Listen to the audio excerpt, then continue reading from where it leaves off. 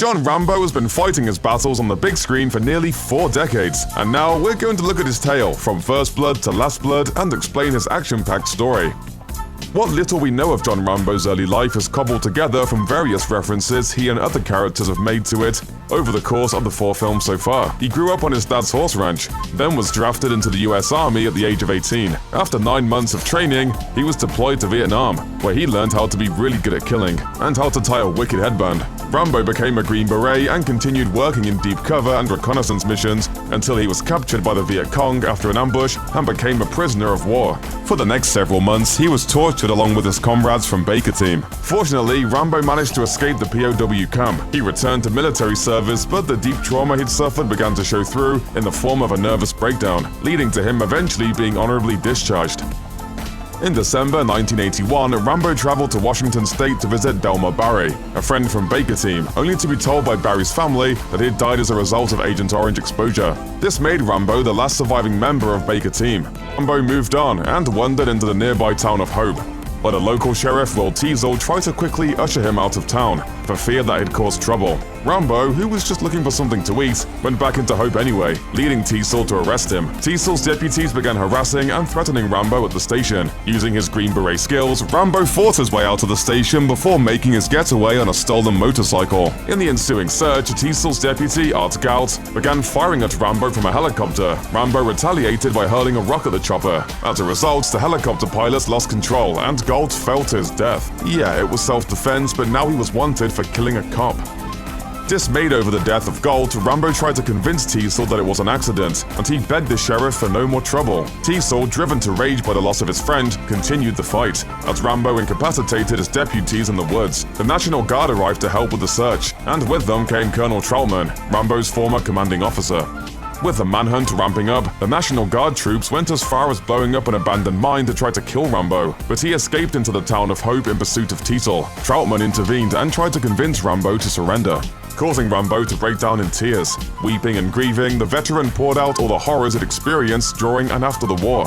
With Troutman's help, Rambo surrendered to the authorities peacefully, and the great warrior was ultimately sentenced to hard labor in prison.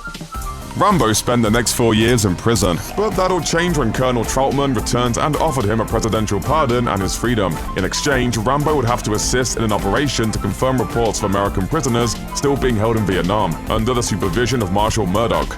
Rambo reluctantly agreed to this, but the mission was rocky from the start. When Rambo spotted an American prisoner tied up out in the open, he disobeyed orders and rescued him. In the ensuing battle, Rambo destroyed a Vietnamese gunboat and asked for extraction by American forces. Murdoch, fearing a scandal if the American public found out about the remaining prisoners being left in Vietnam, left Rambo to be captured by the Vietnamese and their Russian allies. Of course, Rambo ultimately escaped and freed all the prisoners at the camp. When he returned to the American base with the POWs, Rambo immediately made for Murdoch's office and machine gunned his entire command center in classic Rambo fashion. Then he went after Murdoch, who'd left him to die. Troutman intervened and asked Rambo to walk away and take his government pardon. Rambo, once again feeling betrayed by his country's treatment of its soldiers, spared Murdoch's life, but he didn't return to America. 3 years after things went crazy in Vietnam, Colonel Troutman tracked down Rambo, who was living in a kind of self-imposed exile in Thailand. Troutman asked Rambo for help in a CIA mission to provide aid to Afghan fighters battling the Soviets. Rambo declined, but when Troutman was captured in Afghanistan, Rambo decided to embark on a rescue mission. He headed over to Afghanistan to infiltrate the Soviet base where Troutman was being held. He was able to rescue Troutman, but Soviet Colonel Yasin launched a pursuit, determined to kill Rambo and Troutman both. After commandeering a Soviet tank, Rambo killed Yasin in the world's most epic game of chicken. With the battle won, Rambo and Troutman left Afghanistan together, and Rambo ultimately returned to isolation in Thailand. Around 20 years passed after the incident in Afghanistan, and during all that time, John Rambo managed to maintain his quiet life in Thailand, earning a small living by catching and selling snakes and transporting people on his boat. But that'll change when a group of missionaries from Colorado asked if he would take them into Burma to provide humanitarian aid. Rambo was reluctant. He agreed after one of the missionaries, Sarah Miller, convinced him that they could make a difference. Rambo dropped the missionaries off in Burma, only to later be approached by their minister, who informed them of their capture by government soldiers amid a mass slaughter. A big softie at heart, Rambo agreed to aid a group of mercenaries hired by the church to rescue the missionaries. And obviously, things got super bloody. In the middle of a fierce firefight, Rambo pretty much single-handedly rescued the mercenaries and the missionaries from essentially every bad guy in Burma. After rescuing Sarah, Rambo took her message of kindness to heart, and he returned home to Arizona to visit his father for the first time in many years. Rambo Last Blood will pick up roughly a decade after the events of Rambo, and while the film hasn't been released yet, we do know a few things about the plot. Rambo seems to have stayed in Arizona, and he's made at least some kind of peace with his existence there. Last Blood will feature Rambo's niece in peril after she's abducted by a Mexican cartel.